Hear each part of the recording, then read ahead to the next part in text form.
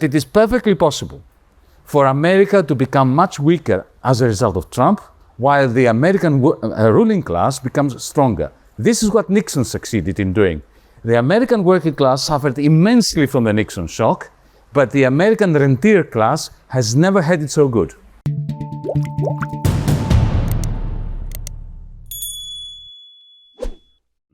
What is going to happen in the future? Do you think the US will remain dominant? Or do you think that we are heading to a multipolar world? Or will there be one alternative to the US in the form of China? What is the future? So bottom line is I'm still hopeful, and I believe that America will recover from all of this and come out stronger. Now, having said that, I think the battlefield is, first of all, an economic one and not a military one. Anyone who pushes it towards a military battlefield is being preposterous and deeply counterproductive. By the way, I believe in a balance of power, but I think the idea of Europe developing its own military-industrial complex is a disastrous idea. We have far too many of that already. And they always lean towards war because that is their profession, and that is how they make money.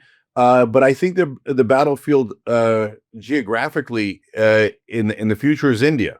And I think that civilization is not about geography or ethnicity. It's about ideas. So my ethnicity is Turkish, which means that originally we're from Central Asia. So I have no bias in favor of the West rather than the East in terms of, any of those arbitrary factors like race, ethnicity, etc.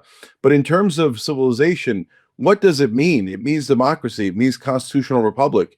And in India, I think that is where the battle is, because China has chosen to go with autocracy. America has its own oligarchy. But I think that there is a democracy that is very, very worth protecting in India. And I think India is going to be the giant of this world. It doesn't have the restrictions that China has. It has a unique combination of freedom and energy, capitalistic energy. And so it's important for the West to win over India and to keep India on its side ideologically and intellectually. I think that is absolutely critical. And I think that will probably determine how this world goes in the next 20 to 100 years. Thank you, Cenk. So it's an obvious person to respond to that. Yes, your words were music to my ears. And I'm glad you realize the importance of India. India is the Asia, the next century belongs to Asia, particularly India, no doubt about it. But there is one problem which we should not lose sight of. Fourth largest democracy yesterday, third to be in the next 3 years, we have great inequalities. There are still 800 million people who are given free rations to survive. So the rich are becoming richer, the poor are becoming poor. This is an old story and a widespread story. Unless we address that, we'll have a problem. And I think that there is a lot of debate going on that. And hopefully, we will be able to do something to bridge the inequality. Do you think the future is for India or China or a combination to be the dominant political and economic power in the world? Yeah, no, India had a disadvantage vis-a-vis China only in the sense that China was economically much more powerful.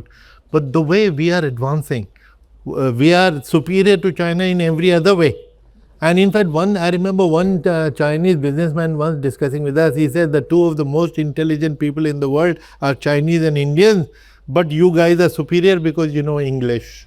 So our superiority of English is a great advantage. And once we have taken over economically as we are, democratically we are already the world leaders. And I must mention, 11 years ago when I was the CEC, I set up a training institute for my own 15 million people who conduct the elections for us, and we expect zero error election. So which means we need quality training. So I set up an institute, and there was a demand, why don't you also train other countries? I'm so happy to tell you in 14 years, 141 countries have trained from us, and not a student, but election managers and commissioners. So India has a much bigger, wider role than China's military or economic strength. our democracy is our forte, that is our strength, and we need to strengthen it further.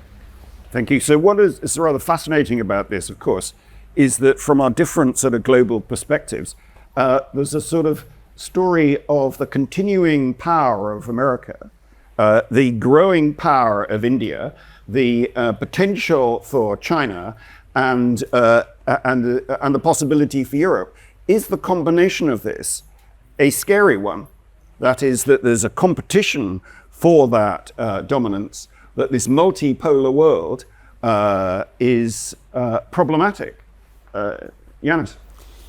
What I find scary is that while I am convinced that the United States is the last imperium, the United States will be the last hegemon in the next 100 years.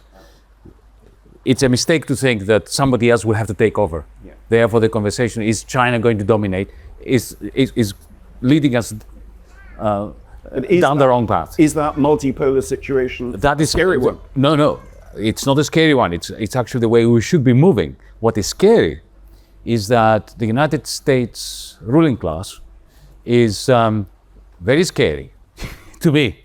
That the moment they start feeling that global hegemony is slipping away from them, they can turn exceptionally violent and exceptionally nasty. And, you know, a military confrontation in the Pacific in particular might be a possibility. And that is going to be occasion, it's going to come from the United States, not going to come from China. But let's be, and on a positive note, it is quite fascinating and I think quite heartwarming that we are facing the possibility of a future in which you have cooperation between the countries that are already part of the BRICS and the West, because it is a mistake constantly to think in terms of confrontation. Think of 2008. Who saved the capitalist order, right? I'm not calling neoliberal. It was two institutions that saved world capitalism. It was the Federal Reserve of the United States by printing trillions and swap lines and so on, and it was China. If China had not boosted production magnificently, right, aggregate demand in Germany, in the United Kingdom, in the United States would not have recovered. So these are the important, you know, sources of light in the future. But we need to move in a direction where we understand what Trump is doing. We must understand, and that's my final thought on this, that it is perfectly possible for America to become much weaker as a result of Trump, while the American ruling class becomes stronger. This is what Nixon succeeded in doing. The American working class suffered immensely from the Nixon shock, but the American rentier class has never had it so good. Well, thank you, Yanis, and I'm unfortunately going to have to bring this. To continue watching this video, click the link in the top left or in the description below. With a free trial, you can enjoy the full talk and thousands more. Thank you for being part of the conversation.